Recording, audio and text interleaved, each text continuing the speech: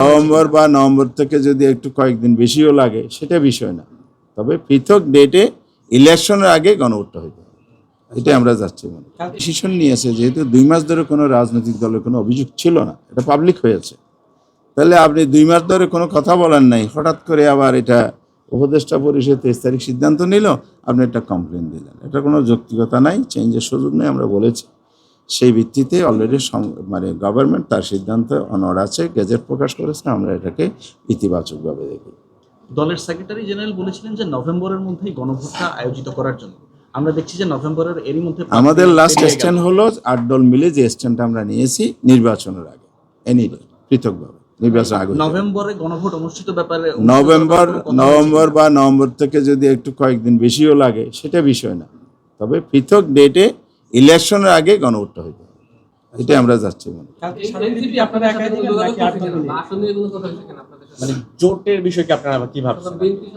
আমরা বারবার যে কথাটা বলে আসছি, আমরা 8টি দল একত্রিত হয়েছি সংস্কার এবং আগামী নির্বাচনের একটি সুন্দর পরিবেশ এবং নির্বাচনী আইন সংস্কারও এর মধ্যে আছে। আলটিমেট হচ্ছে আমরা কি চাই, মানুষের ভোটাধিকার নিশ্চিত করতে চাই, দেশে সুন্দর একটি নির্বাচন হোক, এটি চাই।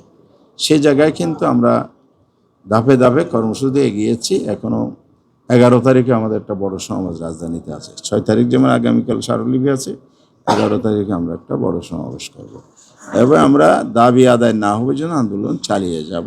এক প্ল্যাটফর্মে এসে আমরা আন্দোলনটা কর্মসূচি পালন ভিন্ন হলো, ঘোষণাটা এক প্ল্যাটফর্মে আমরা করছি। এখন জোট হবে কিনা এটা আমরা স্পষ্ট করেছি, এটা কোনো জোট নয়, এটা হলো যুগপৎ আন্দোলনের মতো একটা প্ল্যাটফর্ম।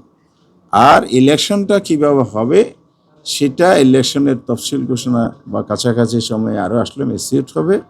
এখনো পর্যন্ত আমাদের সিদ্ধান্ত সবারই যে আমরা কোনো জোট ফর্মাল করব না, আমরা নিজের মধ্যে একটা মিসকল করব, যেটা 1 বক্স পলিসি যেটা বলা হয়েছে, অর্থাৎ একটি আসনে এই 8 জনের 8টি দলের একজন ক্যান্ডিডেট থাকবে, সেটার সমঝোতা করব কোন আসনে আমরা ইলেকশন করব। এই আলোচনাটা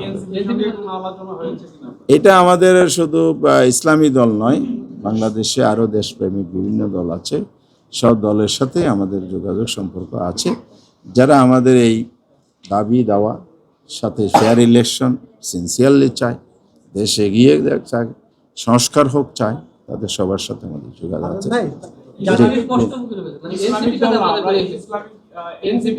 একজন বললে ভালো, আপনি আগে বলছেন। জাতীয় নাগরিক পার্টি এনসিপি, হ্যাঁ এনসিপি, হ্যাঁ এনসিপি তো একটা দল না, দলের সব দলের সাথে আমাদের আলোচনা সবসময় হয়। আপনি একটু আগে যে বললেন যে আপনারা একটা কম্বাইন্ড ডিসিশন দিবেন যে 8টা দল হচ্ছে একটা জায়গায় প্রার্থী দিবেন, তো এর ভিতরে কি এনসিপি আছে? এই দলের সংখ্যা বাড়তে পারে, নির্বাচনে আইন বাড়ার সম্ভাবনা আছে। আইন শৃঙ্খলার বিষয়ে কোনো আলোচনা হয়েছে কি? হ্যাঁ রাইট, আপনি ভালোই বলেছেন। আইন শৃঙ্খলার ব্যাপারে আমাদের বেশ ভালো সময় নিয়ে আলোচনা হয়েছে, যে কোনোভাবেই ইলেকশন সুষ্ঠু হওয়ার ক্ষেত্রে বাধা তৈরি হয় যে কোনো মহল, সেটা যেন সরকার কঠোর হস্তে দমন করে, তার প্রয়োজনীয় ব্যবস্থা যাতে গ্রহণ করে। আপনারা দেখেছেন ইলেকশন কমিশন যে আরপিও সংশোধন করেছে, সেখানে আইন শৃঙ্খলা বাহিনী একটা সংজ্ঞা দেওয়া হয়েছে, সেই সংজ্ঞার মধ্যে এইবারেই প্রথম আমার জানা মতে আইন শৃঙ্খলা বাহিনীর মধ্যে সেনাবাহিনীকে ইনক্লুড করেছে। এ দাবি আমরাও করেছি।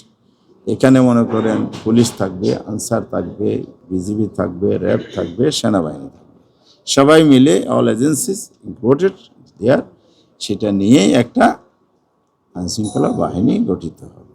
আর সেনাবাহিনী প্রয়োগের ক্ষেত্রে আমি বলেছি আগের যে স্ট্রাইকিং ফোর্স সেটাও কার্যকর থাকবে, আর আইনশৃঙ্খলা বাহিনীর ভিতরে ইনক্লুড করে সেনাবাহিনীকে কেন্দ্র পরিচালনার ক্ষেত্রে আইনশৃঙ্খলাজনিত বিষয়ে সহযোগিতা এবং ভূমিকা পালন করতে হবে। এটা ওনারা এবার একমত হয়েছে, সে ব্যাপারে জোর দিচ্ছে। সাম্প্রতিক কিছু ঘটনাবলী আমরা তুলে ধরেছি, যে প্রি ইলেকশন যে এনভায়রনমেন্ট যদি আপনি এনশিওর করতে না পারেন, তাহলে ইলেকশন রানিং পজিশনে গিয়েও কিন্তু আপনি এটা কন্ট্রোল করতে পারবেন না। সেই জন্য দেশের বিভিন্ন জায়গায় যে আইনশৃঙ্খলাজনিত পরিস্থিতি নানাভাবে বিঘ্নিত হচ্ছে, এটার প্রতিও জন্য election commission to the government এটা ভূমিকা রাখে। এই বিষয়টা যদি ক্লিয়ার করতে এনসিপি আপনাদের কাছে কত কি আসন চেয়েছে? ভাই আমি তো আগেই বলেছি, আমরা আলোচনাটা সুনির্দিষ্ট আসনে আলোচনাটা এখনো শুরু করিনি। সেটা এনসিপি হোক আর একটা হোক, আমরা এখন আন্দোলন এবং ডায়লগ দুইটাই চালিয়ে যাচ্ছি। ইলেকশনের মৌলিক বিষয়গুলি সেটেল হলে আমরা আসন বিন্যাসের বিষয়। আরে ভাই ছোট একটা বিষয় জানতে চাচ্ছিলাম,